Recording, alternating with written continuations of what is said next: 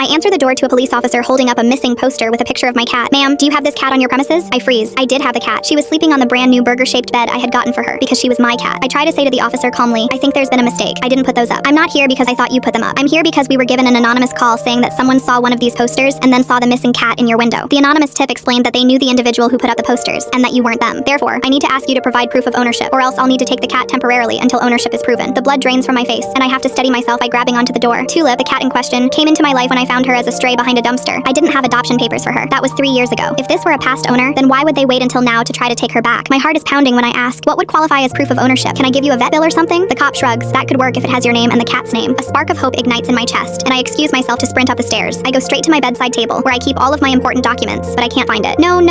I never lose things. Everything in my home has a place. It has to. I can't help it. I was diagnosed with OCD at a young age, and I feel as if little needles are stabbing me up and down my spine when things are out of order. And yet, Tulip's paperwork was not where it was supposed to be. My heart is pounding too fast, and I start to worry if I'm about to have an episode. Just then, Tuplid rubs against my leg, purring. Ever since moving to an area where I was alone, without friends or family, Tulip has been there to help calm me back down. Something about the vibrations of her purring brings me back to reality, and she has saved me from countless bad episodes. I reach down and pet her, take a deep breath, and then head back downstairs. I force a big smile and ask, it's taking me a minute to find the paperwork. Would you like to come in for a minute while I look? The cop shook his head. I can't spend forever waiting. Please, I swear I have proof. I just need a minute. I have coffee and donuts? The cop narrows his eyes at me. I chuckle awkwardly. Too cliche, but he ends up agreeing anyway. While he's sitting at my kitchen table, I race back up the stairs and frantically begin to tear my room apart. That horrible feeling rakes at the back of my brain, but I do everything to ignore it. I had to find proof. I couldn't let him take away Tulip. I quickly emailed the vet office asking for copies, but got an automated response telling me that the office was closed for the next few days due to building repairs. I groaned. Then I remembered Tulip's vest. Since I was renting a townhome that didn't allow pets, I had to get Tulip certified as an emotional support animal and bought her a name tag and vest. I rushed to the linen closet and froze stiff before even opening it. The carpet in front of the door looked wrong. I always swiped my feet side to side a couple of times in front of the door to even out the carpet, but here I was looking down at a clear impression, showing where someone stood in front of the door. Then, when I opened the door, Tulip's leash and vest were missing. I felt a cold wave of terror pass over me as I realized what was happening. Not only did someone put up fake posters, but they also broke into my home to steal any proof I had that I owned Tulip. I was shaking. I didn't have time because I was sure the cop downstairs was getting impatient. I started to see stars this time. Again, Tulip senses I need help, and this time I pick her up and hold her close. I moved to a new city to get away from an abusive home. I felt alone and lost until I found her. The cop called up from downstairs asking for me. I had tears in my eyes, but told myself I had to focus. Maybe I could still convince him that Tulip was my family. But when I got to the bottom of the steps, I was distracted by 3 sandwich baggies lying on the kitchen table. Their contents included a flathead screwdriver, a piece of red fabric, and a business card. Before I could ask what was with the stuff, the cop asked me, your home is too weirdly clean and neat to have a ripped screen and muddy fingerprints on the edge of the windowsill. Obviously someone broke in. Any idea who would and why? My jaw dropped. I looked back down at the items. The screwdriver that ripped through the screen was owned by the same person who always wore a red jacket, and from her ripped jacket pocket, a scrap piece of fabric and one of her business cards fell out. It was the one person in the world who had a problem with Tulip, my landlord, Mrs. Baker. She came up with this plan to get her hands on Tulip. After an investigation, emails were found on her laptop where she told a shelter 2 counties over that she had a very sick cat she wanted to be put down humanely. Tulip and I moved shortly after her arrest.